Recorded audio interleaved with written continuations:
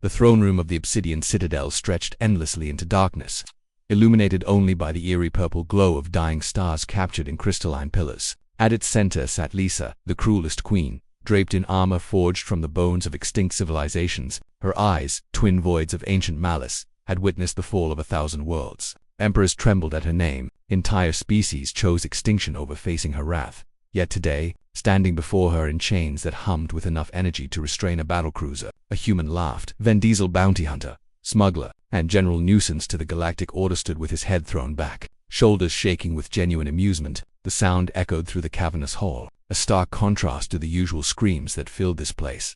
Lisa's fingers tightened on the armrests of her throne, each one adorned with the crown jewels of fallen kingdoms. "You dare mock me, human?" Her voice carried the weight of collapsing suns, a frequency that had shattered minds across the cosmos. Finn wiped a tear from his eye, his grin never faltering. I'm sorry. It's just another chuckle escaped him. "You're trying to scare me." The queens for generals, beings of pure nightmare given form, shifted uncomfortably. In 3 centuries of service, none had witnessed such insolence. One stepped forward, a creature whose very presence caused reality to fracture at its edges. "Your darkness, allow me to teach this primitive the meaning of." Lisa raised a single finger. The general froze mid-sentence, literally crystallizing into a statue of terror. She hadn't even looked at him. "I'm curious," she said, her attention fixed entirely on the human. "What makes you believe you're immune to fear?" Vin Diesel. Ven rolled his shoulders, the energy chain sparking against his Chiquita, worn leather thing that had seen more bar fights than any vessel had seen asteroid fields. "Lady, I've seen scary. I've stared down void krokens in the disputed reaches. I've played poker with the demon lords of Arcturus Vi and won. Hell, I once had to explain to my grandmother why I missed her birthday dinner because I was stuck in a time loop on Chronos Prime." He paused, his expression growing more serious but somehow more amused. "That last one, that was terrifying." For the first time in centuries, Lisa felt something unfamiliar. Confusion. Every species in the known galaxy feared her. Fear was the currency of her empire, the foundation of her power. Yet this human stood before her, shackled and powerless, treating her throne room like a comedy club. She descended from her throne, each step causing the ground to crack beneath her feet. Reality itself seemed to bend away from her presence. She stopped mere inches from Ven, close enough that her breath hissed. Such ancient beings' still breath should have frozen his lungs. "I have deleted entire star systems from existence," she whispered, her voice now an intimate threat. "I have made immortal beings beg for the mercy of death. I have turned heroes into sobbing wretches with a single glance. What makes you different?" Ven met her gaze directly, something no one had done in living memory. His brown eyes held no malice, no bravado, just a simple, almost gentle certainty. "Because I've already lost everything that mattered," he said quietly. "Earth, gone before I was born.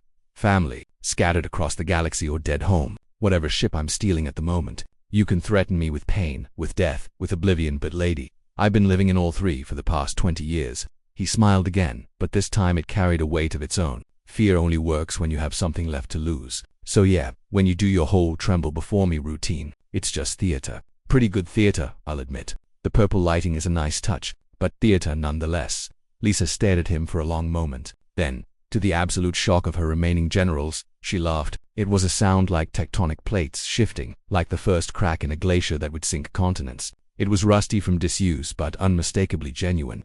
"You're either the bravest fool in the galaxy," she said, stepping back, "or the most broken. I haven't decided which." "Can't it be both?" Ven asked cheerfully.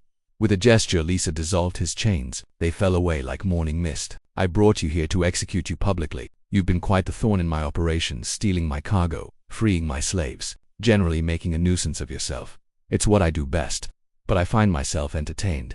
The word felt strange in her mouth. "Tell me, Vin Diesel, what would you do if I let you walk out of here?" Ven rubbed his wrists, considering. "Probably grab some tacos from that fusion place on Station Omega. They make this carnitas that would make you weep, even with your whole cruel queen thing going on. Then maybe steal one of your smaller ships, not because I need it, just on principle." "On principle," Lisa repeated, amusement dancing in those void-like eyes. "Well yeah, you're evil. I'm roguishly handsome and morally ambiguous. It's kind of our thing."